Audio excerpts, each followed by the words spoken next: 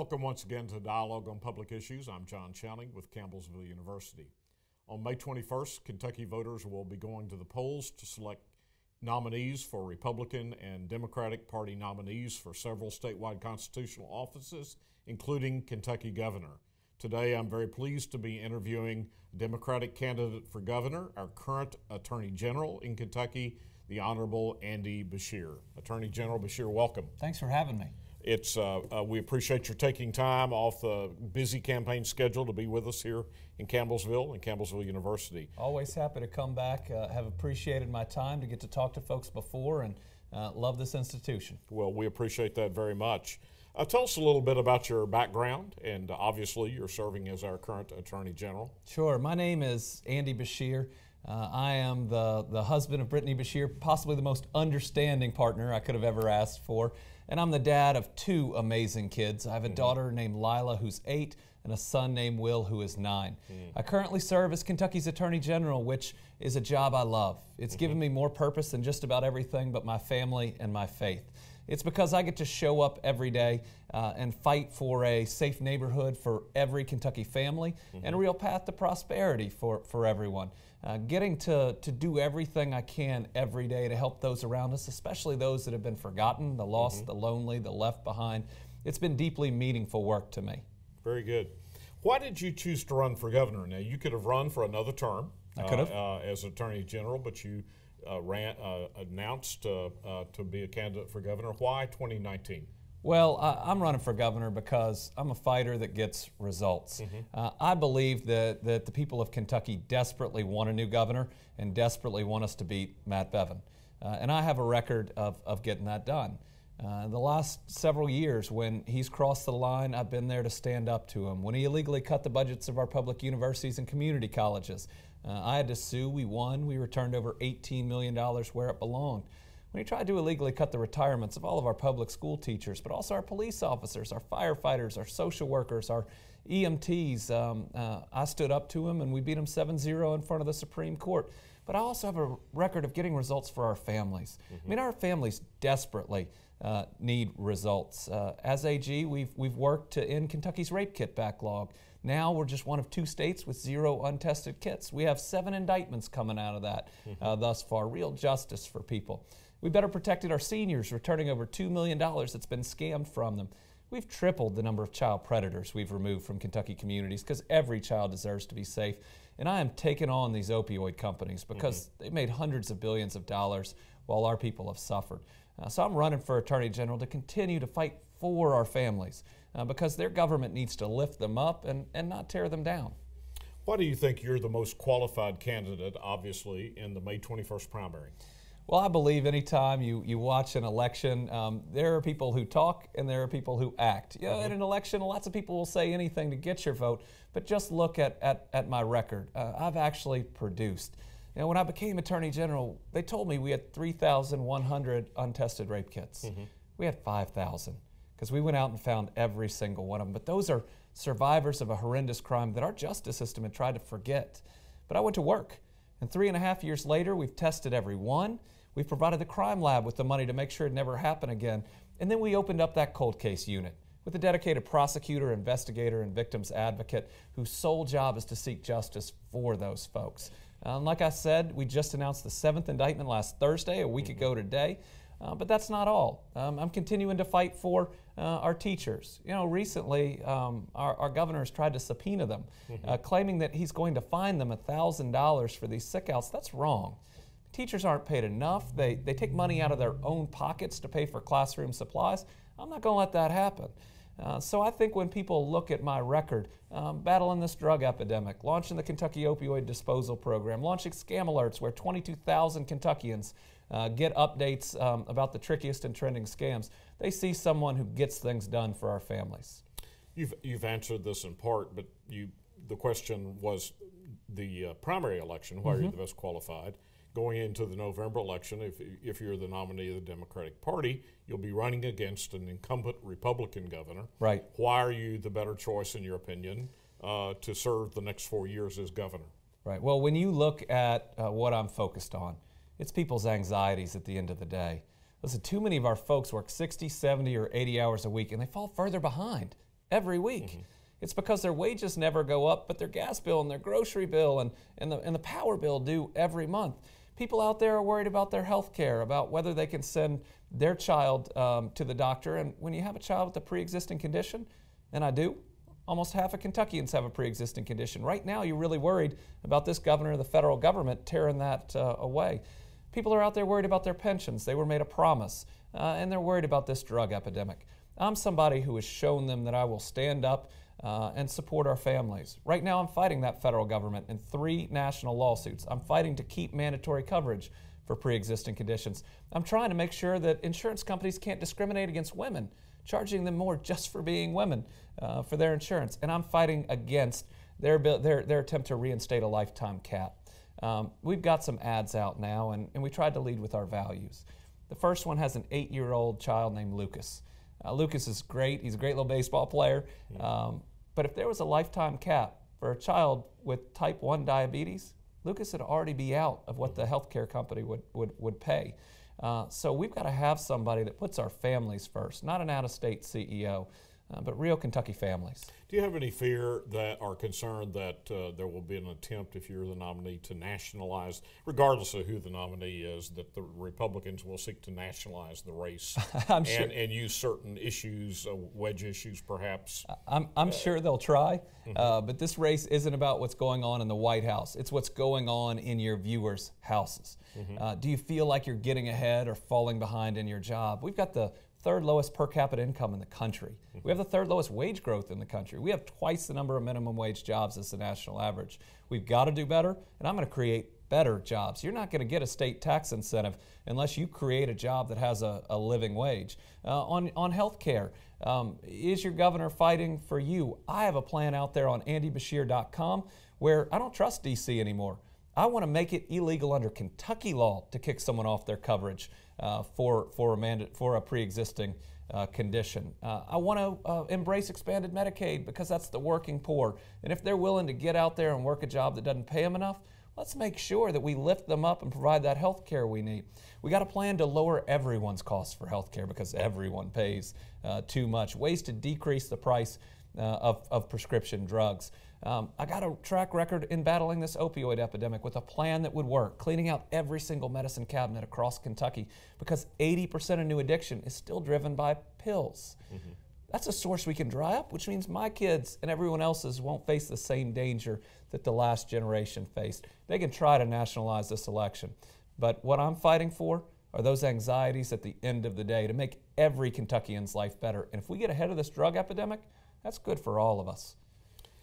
What do you think will be the most challenging issue confronting the Commonwealth? If you're elected governor, you will go in early December, face a budget session immediately in January. You'll be dealing with a Republican Senate, Republican House.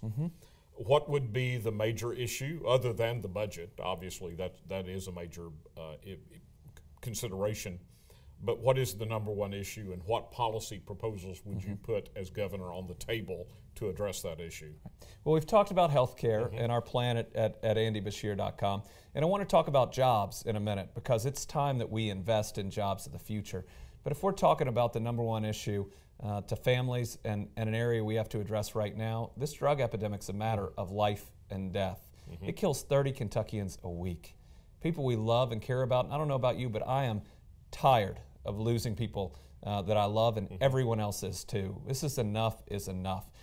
We got to have leadership in that governor's office, and I have a track record on it. I took my law enforcement unit in the AG's office. They chase those dealers of fentanyl and carfentanil. Those are synthetic heroines that can kill you the first time you try them. I've seen it. I pulled a man out of a car who was overdosing, and I watched him die in front of me in downtown Lexington until we brought him back with Narcan. That changes you. We provided over $9 million in extra drug fund treatment all over Kentucky because the people who are sick are people we care about. We want to get them better. The Kentucky Opioid Disposal Program with the real shot of lessening new addiction, which gives us the funds we need for treatment and recovery. But I've also become the most aggressive attorney general in this country at suing opioid manufacturers and distributors. They have made hundreds of billions of dollars while our people have died. I don't believe in punishment, but I believe in accountability. And my job is to make sure Kentucky is in the #1 position nationally Because if we get a resolution that gives us the funding to finally put this epidemic behind us, I got to make sure we're in the very front seat, not behind New York, not behind California. And right now we're there. We've defeated every argument. We've defeated every motion any of these companies have filed. And they are the largest companies in the world. So right now we are in a position to where we may have that shot to truly make that difference. Do you expect to arrive at more money from them, more settlement with them? So the first thing we all have to admit is no matter what happens in these cases, it's not going to bring anybody back. Right. My friend Emily Walden lost her son TJ 3 days before he was going to deploy for the National Guard. A neighbor of mine died on a driveway that his friends just left him on to overdose. And we've got to be sympathetic and empathetic to those families. But the funding that could possibly come out of these lawsuits could give us everything we need for law enforcement, for prevention, for treatment, and how about for recovery? Because right now there isn't that much money for recovery. We get people better and then they're on their own. And it's hard to find a job, and it's hard to find transportation. It's difficult to get your record clean and get back into society. We got to make sure that we have those extra steps and that extra ability, because someone who can stay in recovery is not only an amazing employee, realizing how blessed we are to have every single day, but they get back with their families. Their kids get a mom or a dad back. I mean, you see true healing. And then the studies show that their kids are less likely to use, and their kids' are less likely to use. So just by doing the right thing, getting people better, we can see intra-generational change in a very positive way against this drug epidemic. So additional treatment facilities and Absolutely. programs and longer-term care, Yes. and then post-treatment assistance, which is often the most really a serious part for an ex-addict. It is, and I don't just think we have a moral obligation to do it. I've been trying to create a legal obligation to do it. I've had what we call our drug fund bill that I've proposed the last 2 sessions that would make it mandatory that every single dollar we recover in any of these lawsuits go towards addressing the epidemic, because this is blood money. It's going to come from companies that advertised that these things weren't addictive and advertised to seniors and active service men and women. We have to use every single one of those dollars to rectify this terrible epidemic and make sure we never, ever face it again. Law enforcement people tell me that the cartels are bringing in more meth Yes. as well. Yeah, and so what we've always seen is it's almost a whack-a-mole in that it used to be homegrown meth. Right. And then comes heroin that is cheap and produced at a level, and now it's meth, but it's not stuff that people are making on their own. It's being brought in by cartels. And the only way we don't play whack-a-mole with the drugs, because there was also the different synthetics that were out there, is by stopping addiction in the first place. Right? If we can reduce the amount of new addiction that's out there, then we have more dollars for treatment, and then those dollars from treatment can flow into recovery. And that's what our opioid disposal program is about. 80% of new addiction is still driven by pills. 70% of that is someone else's pills. So for your viewers, they ought to go look in their medicine cabinet. That's how their kids become addicted. That's how their friends become addicted. In our plan that we want to take from pilot project to statewide gives everybody a 1-pound pouch where they can clean out everything in that medicine cabinet in less than 1 minute. And we've got to build a campaign around that where everyone is proud to do their part 1 minute at a time. Just think about that. Everybody can do something about the drug epidemic in 1 minute. As governor, what will you do to address the problems we have with our public pension programs? Yes. Lots of coverage about that. You've been Yes. at the very center of that, with differences of opinion with the current governor and so on. But as governor, what would you do to address these issues? Let me start by telling you my values. I was raised to believe that a promise has to be kept, and that when you give your word, you honor it. We have given our word to our public servants. We have given our word to our teachers. And let me just mention, I'm a graduate of Fayette County Public Schools. I owe my teachers so much. And so I'm going to keep that promise to every public employee. We are going to fund that pension system. Now, I believe that we do that. We do that every single year. And like someone who is underwater on their mortgage, it takes time. But I also do think that we need to look at new revenue sources that are out there. And we have to make our system of taxation a little more fair. And I'll give you a couple of examples. There is no sales tax on a private jet.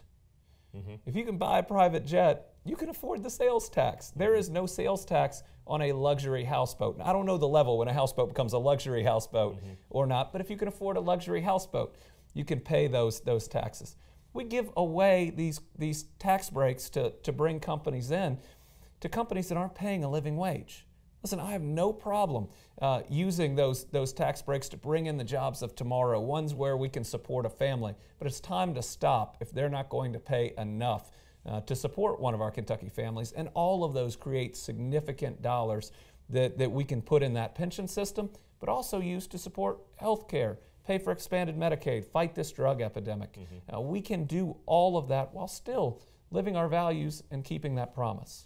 So there is an irrevocable commitment, covenant, or whatever, promise made, promise kept to current employees, as well as obviously to those that are already retired. That is absolutely right, and to tell somebody who's been working 20 years. And these are folks that are underpaid, but the deal they were given was, if you dedicate your life to public service, teaching our children, protecting our community, serving the neglected as a social worker, that we wouldn't pay you enough, but we'd guarantee you a good retirement. And what happened when they tried to put those retirements in a sewer bill is they tried to say, we get that you've put in 20 or even 30 years, but we're going to break our promise to you. That's wrong. Is there need for a new system for incoming new employees? And I know there were some changes made back in 2013, as I understand.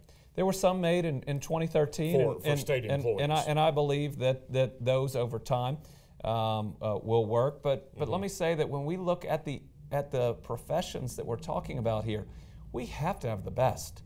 We have to have the best teachers. I mean, that's our entire future is in their hands.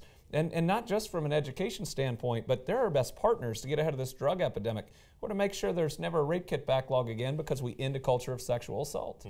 We need our best in law enforcement because in a world where split-second decisions are even recorded on body cams, we want the very best. We need the best social workers because there's more trauma out there than I think, at least in the last 20 or 30 years in our history.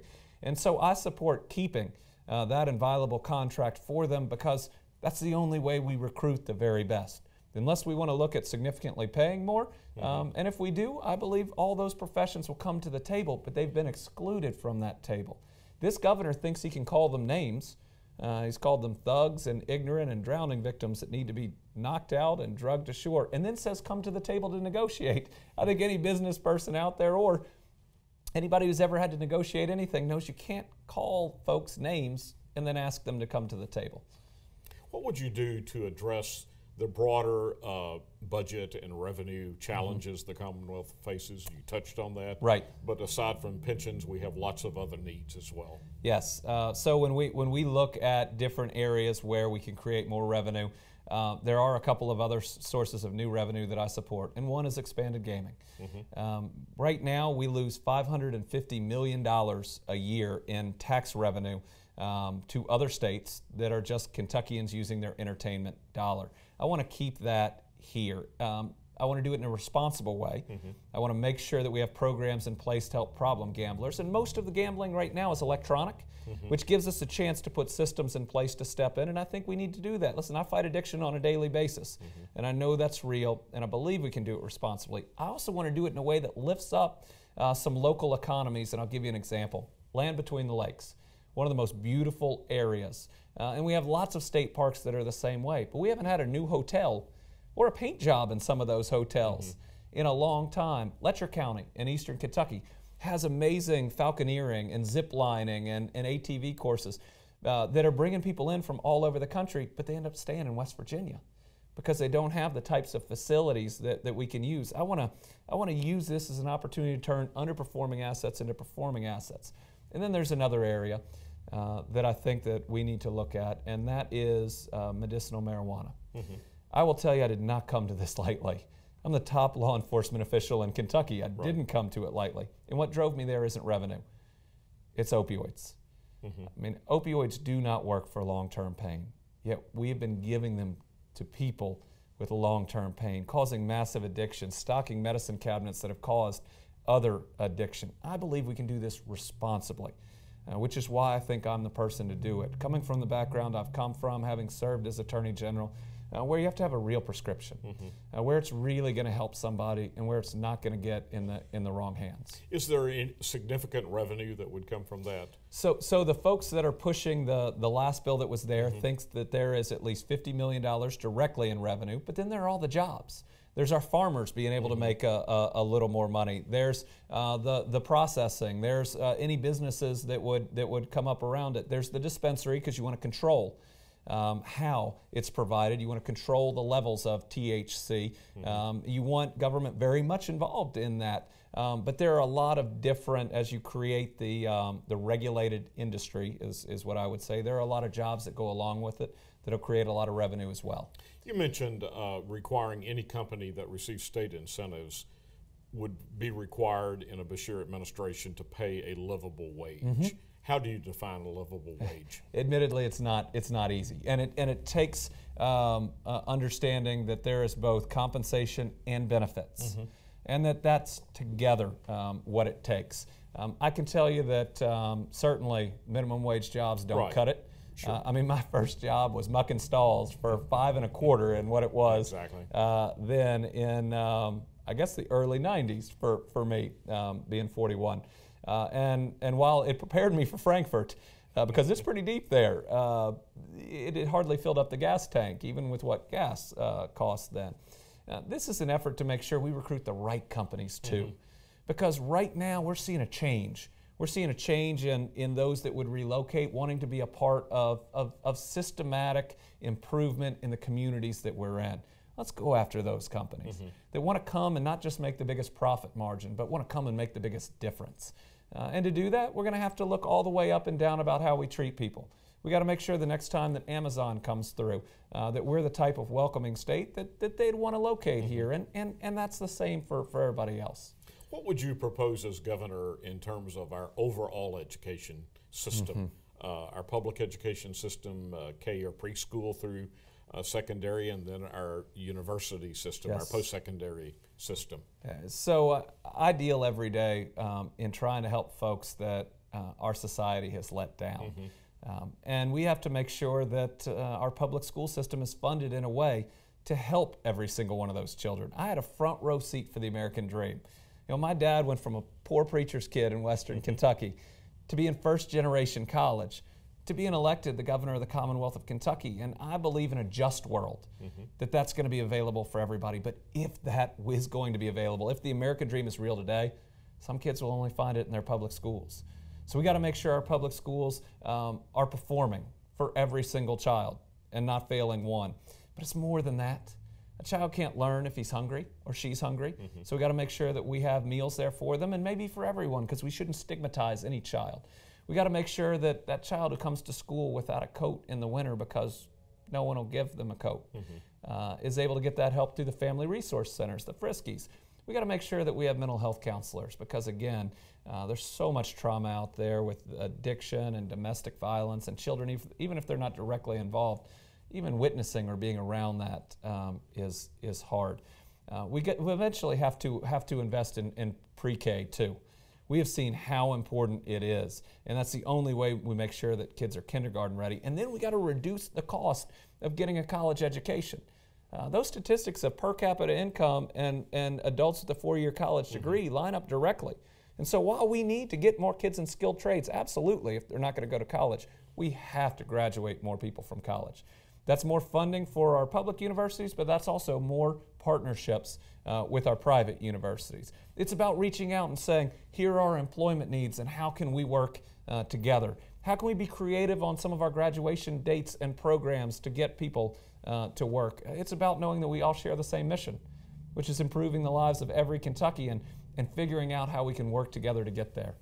We have major infrastructure needs in Kentucky. You would expect me to mention the Heartland Parkway that we've been working on for many years, Highway 210 from Campbellsville toward Elizabethtown.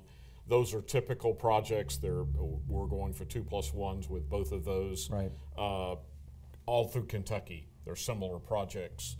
What would a Beshear administration do to increase funding and to enhance infrastructure needs across addressing the infrastructure needs across Kentucky? Our infrastructure drives our economy. We are a logistics economy in many ways, and we have to make sure that we can not only create but maintain all of those important roads and bridges and broadband. You know, in a modern economy, broadband and internet access is just as important as every other piece of infrastructure. And so it's important that government, state government, provides the funding that's needed, but that we also press the federal government because they have almost abandoned the funding for the interstate systems that they created. For us, this is absolutely critical moving forward because I believe that it's going to be necessary for the next generation of jobs. Believe it or not, the internet just turned 30 years old. So if we look at what the economy is going to look at in the next 30 years, let's invest. Let's decide where we want to be first. And I'll give you one great example, agriculture technology. So we live in a world of changing weather patterns where it's harder and harder to produce the yield that we need. Yet we have a growing world population. So let's invest. Everything from the chemistry and the bioscience jobs and the seed before it goes in the ground, and to the automation that now powers that tractor, to the data analytics on the back end, because it won't stop raining and my basement will not stop flooding, but we still have to get that best yield. We can do that here. And if we do that here and create all the great jobs, our farmers also get the best technology first. Robotics is a second area because people lose their jobs in factories every day. So let's lead in the next generation of manufacturing by designing, by engineering, and by manufacturing the robotics. And then there's healthcare. I believe it's a basic human right that every single Kentuckian ought to be covered, but it's also a huge job creator because when we created Connect, the gold standard, we proved that we can do it. Technology, logistics, and the provision of services. We can lead again and create good jobs while we do it. Attorney General Beshear, we're out of time. I apologize. Wish we had more to continue the conversation. We wish you Godspeed out on the campaign trail, and we just hope you're safe. Well, thanks for having me. In all your campaigning. We're going to continue to do good work. Thank you.